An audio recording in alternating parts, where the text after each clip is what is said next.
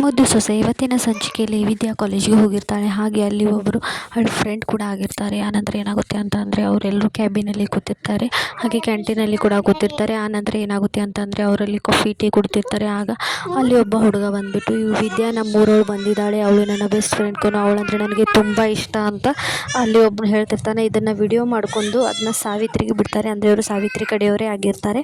ಆನಂತರ ಏನಾಗುತ್ತೆ ಅಂತಂದರೆ ಸಾವಿತ್ರಿ ಆ ವಿಡಿಯೋನ ತೊಗೊಂಡ್ಬಿಟ್ಟು ಭದ್ರನಿಗೆ ತೋರಿಸ್ತಾಳೆ. ಭದ್ರನಿಗೆ ವಿಡಿಯೋ ನೋಡಿಬಿಟ್ಟು ತುಂಬಾ ಕೋಪ ಬರುತ್ತೆ.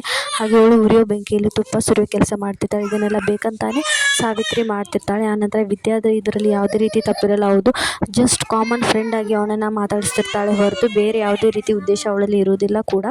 ಇದನ್ನು ಎಲ್ಲ ಈ ರೀತಿ ಸಿಚುವೇಶನ್ ಹುಟ್ಟಾಕಿಸ್ತಿರೋದು ಸಾವಿತ್ರಿ ಆ್ಯಂಡ್ ಗ್ಯಾಂಗ್ ಆಗಿರುತ್ತೆ. ಈ ವಿಷಯ ಭದ್ರನಿಗೆ ಗೊತ್ತಿರಲ್ಲ. ಅದೇ ರೀತಿ ಅವನು ಮನೆಗೆ ಹೋಗ್ಬಿಟ್ಟು ಈ ವಿಡಿಯೋನ ಭದ್ರನಿಗೆ ತೋರಿಸಿದ ತಕ್ಷಣ ಅವನು ತುಂಬಾ ರ್ಯಾಶ್ ಆಗಿಬಿಡ್ತಾನೆ. ಆ ನಂತರ ಅಲ್ಲಿ ಕಾಲೇಜ್ ಹತ್ರ ಕೂಡ ಹೋಗ್ತಾನೆ. ಮುಂದೆ ಏನಾಗುತ್ತೆ ಅಂತ ಹೇಳ್ತೀನಿ, ನನ್ನ ಚಾನಲ್ನ ಸಬ್ಸ್ಕ್ರೈಬ್ ಮಾಡ್ಕೊಳ್ಳಿ. ಆನಂತರ ಏನಾಗುತ್ತೆ ಅಂತಂದರೆ ಕ್ವಾಟ್ಲೆಗೆ ಈ ವಿಷಯನ ಹೇಳ್ತಾನೆ. ಕ್ವಾಟ್ಲೆಗೆ ಈ ವಿಷಯ ಹೇಳಿದ ತಕ್ಷಣ ಅವನು ಅತ್ತಿಗೆ ಮೇಲೆ ನೀನು ಈ ರೀತಿ ಅನುಮಾನ ಪಡ್ತಾ ಇದೀಯಾ, ನೀನು ಈ ರೀತಿ ಅನುಮಾನ ಪಡೋದು ತಪ್ಪು ಅಂತಮ್ಮ, ಏನು ನೀನು ಈ ರೀತಿ ಮಾಡ್ತಿದ್ಯಾ, ಅತ್ತಿಗೆ ಯಾವ ರೀತಿ ಇದ್ದಾರೆ ಅಂತ ನಿನಗೆ ಗೊತ್ತಲ್ವಾ, ಅವರು ಇದು ಯಾವುದೇ ರೀತಿ ಮಾಡಿರಲ್ಲ, ಇದು ಯಾರ್ದು ಬೇಕು ಅಂತಲೇ ಸಂಚು ಮಾಡಿಬಿಟ್ಟು ನಿಮ್ಮನ್ನಿಬ್ಬರನ್ನು ಈ ರೀತಿ ಮಾಡ್ತಿದ್ದಾರೆ. ಈಗಾಗಲೇ ಇಷ್ಟೆಲ್ಲ ತೊಂದರೆ ಆಗಿದೆ, ಇದನ್ನು ನೋಡಿಬಿಟ್ಟು ಈ ಉರಿಯೋ ಬೆಂಕಿಲಿ ತುಪ್ಪ ಸುರಿಯೋ ಕೆಲಸ ಹೊರಗಿನವರೆಲ್ಲ ಮನೆಯವರೇ ಮಾಡ್ತಿದ್ದಾರೆ ಅಂತ ನನಗೆ ಅನ್ನಿಸ್ತಾ ಇದೆ ಅಂತಮ್ಮ ಅಂತ ಕ್ವಾಟ್ಲೆ ಭದ್ರನಿಗೆ ಹೇಳ್ತಾನೆ.